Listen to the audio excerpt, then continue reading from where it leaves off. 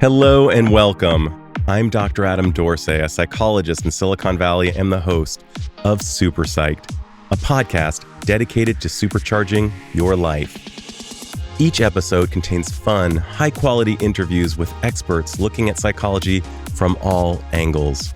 Super Psyched is your tool to get more of what you want in your life and less of what you don't. We humans have evolved to care about other humans. Thanks to these beautiful pro-social brains between our ears, we have cultivated kindness that has helped us survive throughout the millennia. At our best, we tend to be empathic, and our brains reward us with hits of dopamine when we help our fellow human beings. So it is no surprise that when we do good by providing charity or means for our fellow humans to improve their lives, we feel good. In fact, an abundance of research from the work of positive psychology reveals that a quick path to happiness is by being helpful to others. And because of that, I am so excited to speak with the guest on this episode, Mark Gerson. Mark is an incredible human being. He has a JD from law school. He married a rabbi. He is the author of a brilliant book, the host of a great podcast, and he has had spectacular success in the business world, founding Gerson Lehrman Group, also known as GLG, Thuzio, Tel Aviv Angel Group, and later on, Maverick Ventures Israel, a venture capital fund. But these are just some of the things that impress me about Mark. At least as impressive has been his total dedication to his charities and to measurably making our world a better place. He is in charge of United Hatzalah, an inspired medical operation in Israel, as well as African Mission Healthcare Foundation, a similarly inspired medical operation that supports Christian Medical Ministries in Africa. He talks about the benefits of participating in charity work and the meaning and sustainable joy it provides. He also shares tips on fundraising, which is a Jedi-level skill that requires incredible finesse and has been described as the most difficult sale of all.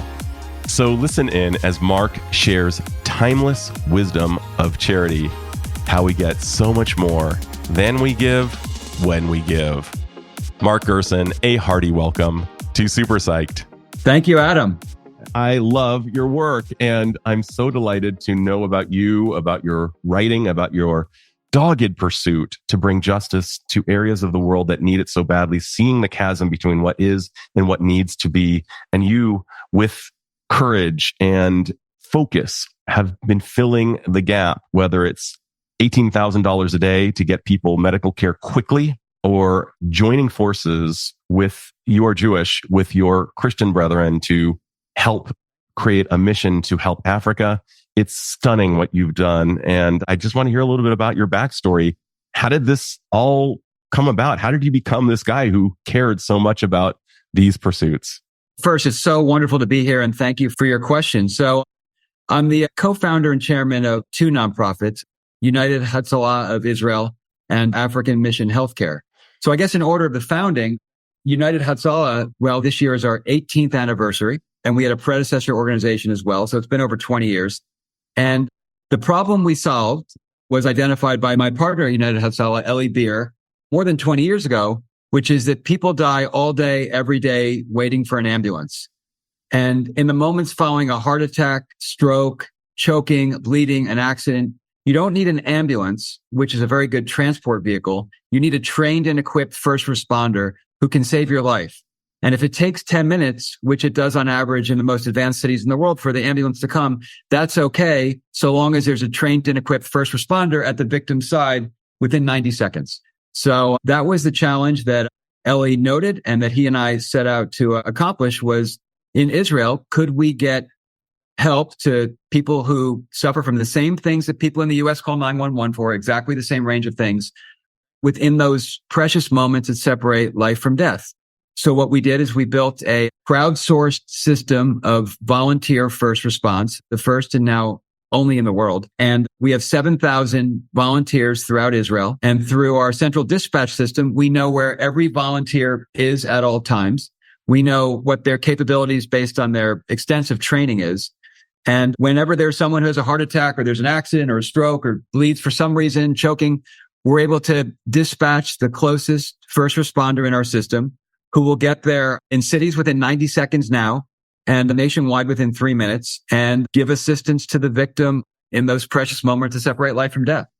You know, as I hear you say this, and I think about Viktor Frankl and Man's Search for Meaning, and I think about what a former guest of mine, Michael Mead, described us as Homo symbolicus. We're not just Homo sapiens, but we are in pursuit of meaning. And I imagine that your day, as a result of these pursuits, is full of meaning.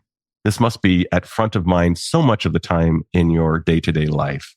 Absolutely. Look, that's so well put. And it's true both with regards to our work with United Hatzalah and, or I say my wife, who's my partner in every respect in all this work, is our work at United Hatzalah and African Mission Healthcare. Absolutely.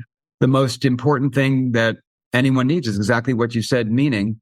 And the best way for anybody to find meaning is to identify a cause, a project, something that inspires one that is greater than oneself. And what does that mean? It means that will profoundly and demonstrably and measurably help either save lives or ameliorate pain. So there's got to be nothing theoretical about it in order to get this meaning from a philanthropic pursuit. It's got to be very concrete, very measurable, and it's got to do one of two things: save lives or ameliorate pain.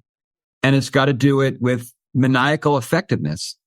And we've been really blessed to have been able to co-found with two of the best people in the world, Eli Beer at United Hatzalah and John Fielder at African Mission Healthcare, these two organizations, which very much do give us meaning. So my wife's a rabbi, and I'm Jewish, of course. We're very devoted traditional Jews, but our work at African Mission Healthcare is exclusively with Christian missionary doctors at Christian missionary hospitals in Africa. And that's because these people are going without not only luxuries, certainly that, but we would consider, and we being pretty much anybody, consider necessities. This is often running water, consistent electricity, what doctors in the West think is necessary to do their work. And these doctors go without all of these things in order to bring care to the poorest people in the world and to train others so that there will be more care in the generations to follow. And whenever one of these doctors, which they do once every 3 or 5 years, comes back to the U.S. to visit, they'll often come through New York where we live, and we'll always have a dinner and sometimes an event with them at our home rather than going out. And one of the reasons for that is we want our children to really grow up knowing who the real heroes of the world are. And these are these doctors who are sacrificing everything to serve those in the greatest need. And we want our children and other people to know that the greatest people in the world, whether it's at our work at African Mission Healthcare, these Christian doctors, or at our work in Israel, these completely selfless volunteers who drop whatever they're doing to help their neighbors in need, they need a partner, and that partner is going to be a philanthropist. And as both Eli Beer, my partner at United Hatzalah, and John Fielder, my partner at African Mission Healthcare, have said in only slightly different ways, is they said, without the philanthropic support, we'd be working with Band-Aids. And it's important for everyone to know, and really everyone, we're not only talking about big dollars at all. Probably the sign of a really effective charitable organization is that small dollars can make a huge difference. I mean, we just had over for Shabbat dinner on Friday night, Dr. Tom Katina, who's a Catholic missionary doctor serving in the poorest place in the world, which is in the Nuba Mountains. And Tom was describing how this is for like significantly less than $300. Tom is able to help patients and victims like the following. He was describing a woman who's a little older than me now, or maybe my age, I'm 51, who had a fistula. And a fistula is a type of birth injury that follows when a woman needs a cesarean section but can't get one, which is the case in much of Africa because there are so few trained OBGYNs and other kinds of doctors who can do this procedure. And one of the things we're doing is doing more of these procedures and training lots more people to do it. So the problem is alleviated over time. But what Tom was describing was doing a fistula procedure, which he said took a half hour, cost less than $300. And the patient had been leaking urine nonstop for 30 years. So this is someone who survived the childbirth. Wow. Now, 1 in 40 women in Africa will die in childbirth. This woman had survived the childbirth, but as a result of not getting a C-section, which has been ubiquitously available in the West for the lifetime of anybody listening to this show, she was leaking urine for 30 years, and Tom was able to fix it in a half hour for under $300. So Adam, you talked about providing meaning. So anybody who can donate less than $300 to, in this case, African Mission Healthcare, to help a woman get surgery for a fistula or other birth injury. I mean, the meaning in that is pretty extraordinary. I mean, just imagine being the but-for cause, the difference between a woman continuing to leak urine nonstop, which is something we can't even imagine, and being cured, having the problem fixed for under $300. I mean, that's really the power, the potential, and the opportunity of philanthropy done well. I love that. And one of the hopes of this particular episode is that a listener will consider doubling down, joining some form of a mission that is of great consequence, giving of themselves. One of the things that we know for sure is that giving leads to actually people feeling better about themselves and more giving in the long run, as well as just a reparation of the world. I often also think about, as a positive psychologist, someone who studies the science of happiness, I think about something Daniel Gilbert once said. He's from Harvard, very smart man. He said that what makes us mammals different from other mammals is that we can actually imagine a future, but we have a difficult time predicting our happiness. And what positive psychology has solved for is the ability to recognize certain things that we can do that will actually make us happy.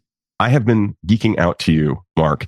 I've been listening to your podcast. I've been watching you on YouTube, seeing you now. You appear to be a happy man with a great sense of purpose. And I believe that if people want to be happier, one of the quickest ways to doing it is through giving of themselves time, treasure, talent, however they wish to give. And I imagine it's really joyful to recruit people. I also imagine that there are some things that can be really, really challenging for you. I imagine that there are some times where you're actually, what do we know about flow? What do we know about meetings? There are moments where you're kind of pulling out your hair, thinking to yourself, why did I get into this?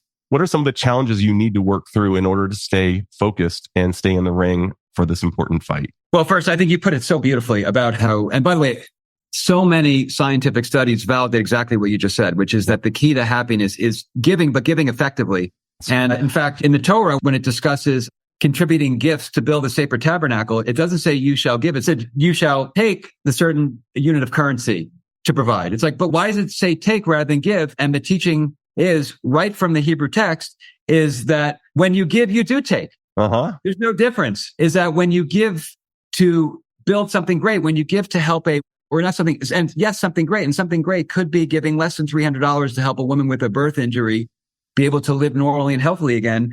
Then you're actually taking. And what are you taking? You're taking happiness. You're taking joy. You're taking meaning right there in the Hebrew text. And in fact, the word to give in Hebrew, natan, it's a palindrome. It reads the same way backwards and forwards. That's right. And by the way, natan, for those of you who don't speak Hebrew, means to give, essentially, right? Yeah. And it's a palindrome. In the Hebrew and in the English transliteration, it's the same backwards and forwards. So it's a bidirectional activity. Exactly. It's a bidirectional activity. And giving well is kind of like teaching and lighting a candle, which are really the only two things that when you share knowledge and when you light a candle, you don't lose knowledge or sacrifice light. If I gave you this Diet Coke here, I'd have one fewer. Right? But if you give knowledge, you don't lose knowledge. You actually might gain some. If you light one candle with the other, you don't lose light, you gain light. And the same thing with giving. And when you give intelligently, you don't lose anything. You give and you gain simultaneously.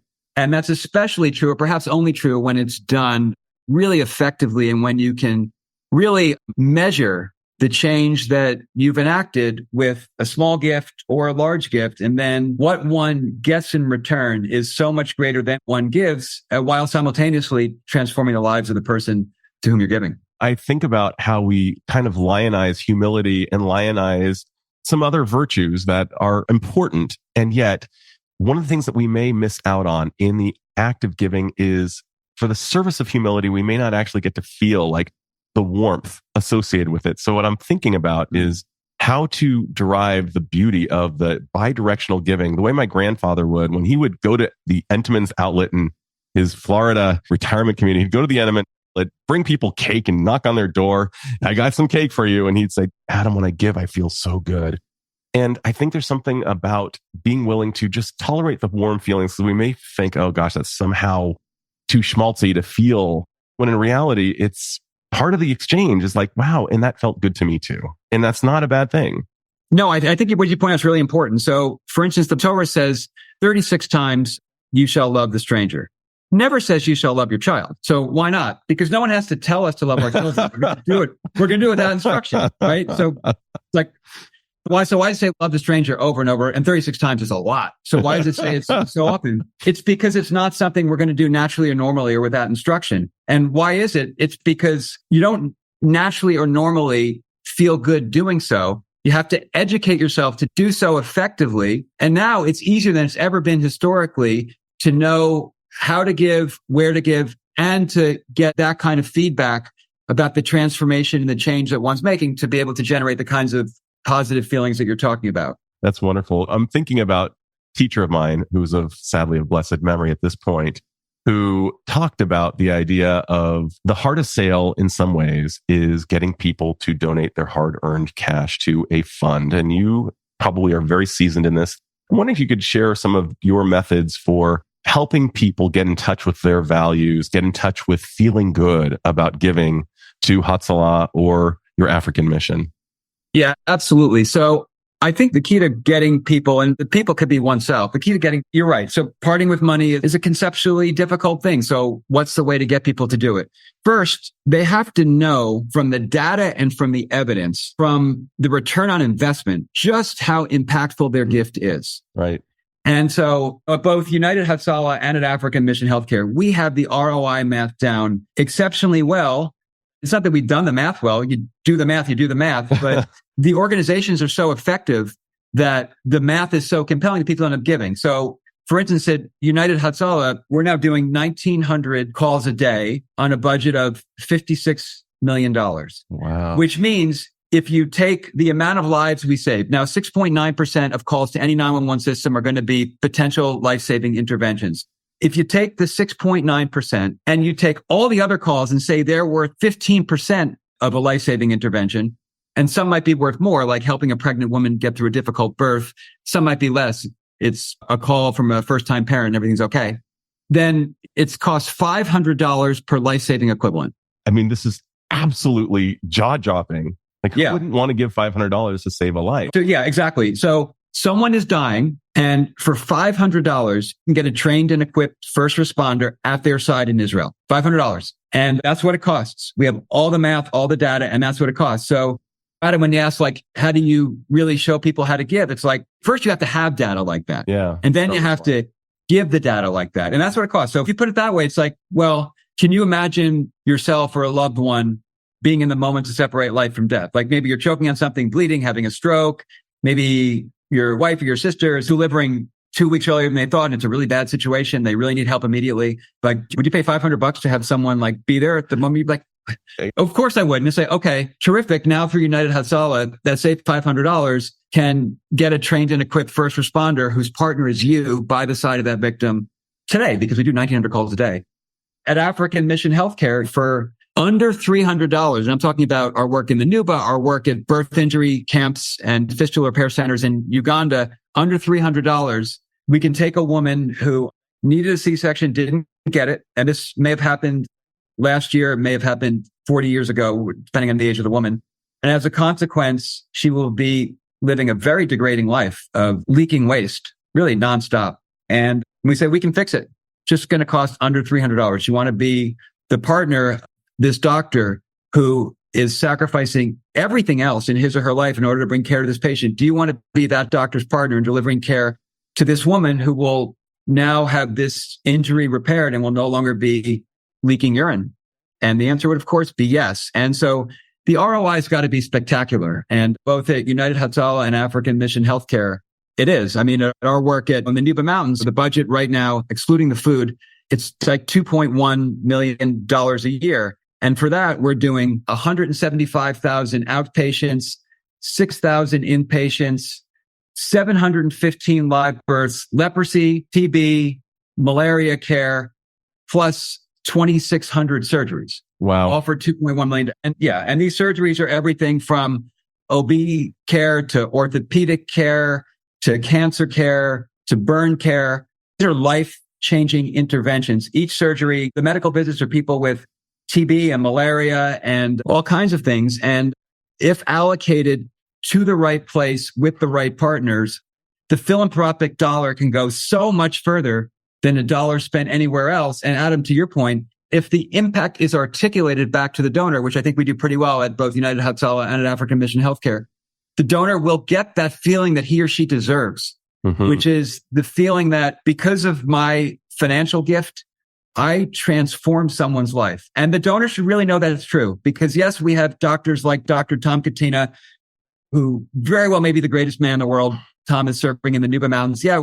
Bill Rose, an incredible surgeon in Kapsawar, Kenya. And we have dozens of other doctors that we work with who are sacrificing everything to help those in need, but they couldn't do it without philanthropy. They couldn't do it. They'd be working with Band-Aids. So anyone who gives should know that they are the partner of the greatest people in the world. And of course, this applies to United Hatzalah, where we have medics who, the most observant Jews in the world will get up in the middle of the night on Sunday night, Adam, which as you know is Yom Kippur, right? They'll get up in the middle. We will have people getting up Sunday night on the holiest night of the year, answering their phone, getting on a medically equipped motorcycle. And for those who don't know, on Shabbat and holidays like Yom Kippur, you don't get on the phone and you don't ride your motorcycle or anything else, but they'll do it because saving a life is the greatest priority in Judaism. They will answer the phone, get on the motorcycle to get to their neighbor in need at 3 a.m. So this is pretty extraordinary work, but they couldn't do it without philanthropic support. And therefore, everyone who gives should know. And as Adam, you said, derive the feeling that you are the partner of these incredible people. Yeah. And what you're describing is a tenet of Judaism that I particularly like, and that is that above all else, human life comes first. And that is kind of like when I think about Rabbi Abraham Joshua Heschel walking arm in arm with Martin Luther King and Selma, praying with his feet. I think that to many extent, you're basically creating a large group of people who are constantly praying with their feet, regardless of their secular tendencies. They are giving justice and healing to the world. And I'm also thinking about heroes. I love that you brought up heroes earlier on, and you brought up your friend who's a physician in Africa providing these heroic services. Many children grow up thinking that heroes are really in the NBA and in Marvel movies. And I don't discount those. They're great. And I love those heroes. I wish there was also time, not for the hero's sake, but for the children's sake, to have posters of the other heroes on the wall, the nameless physician who's working in Africa so tirelessly, so that they could be inspired by those people too and derive, we become who we kind of imagine. That the idea of what would Jesus do as a question, I actually sometimes ask myself, what would Ted Lasso do? Because he's often comes up with a really wise answer and he's actually helped me. But having a picture of the heroes who are doing these selfless acts in their room next to perhaps the NBA stars and the Marvel stars, I would love to see that come about so that their representations were also active in children's rooms. That's such a great point. I mean, the volunteers that we work with in Israel and the doctors, the Christian missionary doctors that we work with in Africa, I mean, they are the real heroes. I mean, these are people who are sacrificing anything, making literally no money for themselves, living often without running water and electricity. And Tom said in the Nuba Mountains, there's one word for food because there's only one food. There's no bathrooms there. The things we take for granted out here. I mean, yeah, exactly. And these are the real heroes. And they're doing all this out of love. And they're the hardest working people I know. And they're doing this out of love to serve those in the greatest need. And they are the real heroes. And I know how right you are is that when people learn about these heroes, they give. I mean, I'm just thinking about Tom Katina, who's a doctor we've been talking about in the Nuba Mountains. And he was over for our home for Shabbat dinner on Friday night. He's going back to Nuba on Thursday. So Nick Kristof wrote this article in the New York Times on Tom in 2015. And it's called, the title of the article, which is obviously anyone can look up, is called He's Jesus Christ. And then Peter Attia did a podcast interview with Tom probably 3 or 4 years ago. And still to this day, people come across the article by Nick Kristof or come across the podcast from Peter Attia. They read, they listen, and then they give. So great. So they're inspired. Oh, yeah. Wow. One of my all-time favorite maxims is we become the average of the 5 people with whom we spend the most time. We really have these cognitive afterimages. If we're standing in line for It's a Small World at Disneyland, we'll hear that for the rest of the day. If we hear Peter Attia talking with somebody like your buddy, it's just these things have these earworms, and we are more likely to engage our better angels as we expose ourselves to these incredible people. Yeah, exactly right. People are exposed, they give. And that's why we started the L'chaim Prize. So this article came out by Nick Kristof in 2015, and my wife and I said we'd match donations to Tom up to, I think it was like 100,000. Then we raised it again, maybe a third time. And we saw that people kept giving and hitting the match within the day. And so then we said, well, how can we make these acts of generosity on behalf of so many people we're doing regular? So we started a L'chaim Prize for Christian Medical, and L'chaim, of course, means to life, for outstanding Christian Medical Missionary service. And every year there's a winner. And when people learn who the winner is, they invariably learn the winner's story. They learn about the ROI that the winner delivers to his patients wherever that he or she serves in Africa, and they give too. So when people learn about who the real heroes are, they want to be the partners of these real heroes, because the opportunity to do so, as you said, Adam, makes them feel so good. And it's got to be, which it is in these two cases, just so resonant in the numbers, in the math, and show up in an ROI calculation, just like any investor or any business manager looks for ROI when they deploy capital. The philanthropist should think exactly the same way. And when the philanthropist does, and he can deploy capital, and the philanthropist could be anyone giving $200 to giving God knows how many hundreds of millions or more. But when the philanthropist can deploy capital with effective ROI, he feels the same way that a business person or an investor does when they can deploy capital, that kind of ROI, is they feel great. And they say, how can I do more? How can I do it again? I love that. And I want to go back. I think I'd be remiss if we didn't actually uncover the algorithm of brilliance in terms of how you have cultivated good streams of income to keep this alive. It sounds like you start with why, kind of like what Simon Sinek talks about. You give them the ROI. You say, this is why it's important. You do it in a pithy way. So it immediately grabs them. It's accurate. Of course, has to be. Absolutely. You're going to build a relationship on trust. And then you eventually, I guess, create a relationship over time so that these people feel affiliated and feel a sense of purpose, and they become kind of part of, I think I'm a Warriors fan. My apologies if you're not. They call it Dub Nation, and they get, wow, I'm affiliated with Dub Nation. That's very smart from the NBA tactics, but they actually become part of Hatzalah Nation, or they become part of this tribe that is out there trying to help African missionaries. And so relationships are cultivated over time. Is that basically how it works? Yeah, exactly right. Both organizations have grown communities from their supporters. So that's really important. I think in order to motivate people to give to a great cause, as you said, it's got to be a great cause and it's got to be demonstrable. You need two things. You need stories and data. And the data is about the stories. So you have them both. If you have a good organization, you have them both. So you need stories and data. Now, some people are constitutionally gravitate more to stories. Yeah. Other people gravitate more to data. Every serious philanthropist should appreciate them both. And so you need stories and you need the data, and then you need to articulate them consistently and rigorously to the philanthropist. And through that process, the stories, the data, the communication, then the charitable organization builds a relationship with the donor. And at some point, the relationship's like a married couple. It's one indivisible unit. Yep. There's no me and you or us and them. It's one indivisible unit. A true partnership with Tom Katina and any of his supporters, or the Hatzalah, Eli Beer, or any of his other Hatzalah volunteers, any of their supporters, to accomplish the goal together, where both partners recognize that it's not that they want each other, but they need each other to do the task that they both agree is sacred. That's fantastic. And before I give you my final question, I'm just going to borrow some of the research that you're actually hacking in and overriding. Robert Sapolsky out of Stanford University, who's a great biologist, has noticed that when we help people within our own tribe, our endogenous levels of oxytocin increase, which means that we tend to favor people from our own tribe. Not a shocking thing, a consequence of tribalism. You have made it your mission, at least in part, to engage ecumenically. You speak with Christians, Catholics, people of the Muslim faith, and various faiths. You are constantly, just based on the data I have about you, really working to unite humankind, irrespective of the tribes from which they hail. And I just wanted to give a shout out to that fact. My brother Mark, you are amazing.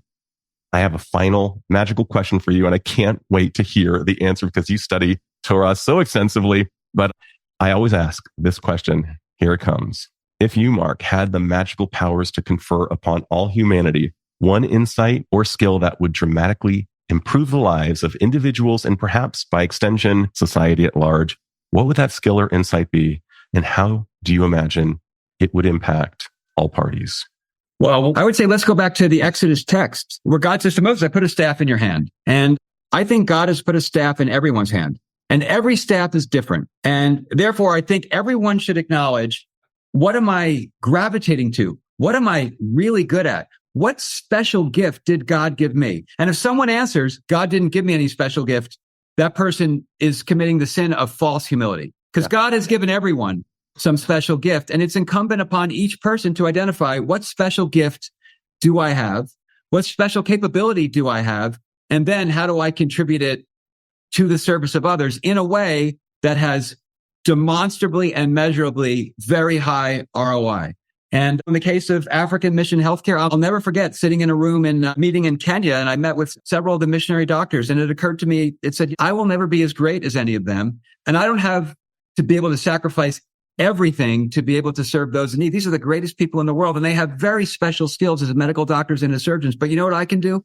I can support them. I can be their partner. And I think everyone should identify what specific skill, trait, gift do I have, and how can I contribute it to the betterment of mankind in the most effective way. I love that one so much. I mean, I'm bubbling. You probably saw me. I was having a physical response to what you were saying because I love that answer so much. And I would ask everyone who's listening, definitely, I cannot prescribe medicine. I'm not a prescribing physician, but I can prescribe psychological interventions, and finding your staff may be one of the finest I've ever heard. Mark. Well, it's right from the Torah, right from Exodus. where you've said that pretty much if you actually really study it and turn it around and turn it around and turn it around, you will find the answers for so many things. Everything's there. I can't thank you enough, Mark, for sharing your No, Adam, thank you. What a great discussion. It was so much fun. Just the medicine I needed, my man. This is Dr. Adam Dorsey thanking you for listening to Super Psyched. If you know anyone who might like it or who might benefit from listening, share it. And if you like the episode, please hit subscribe.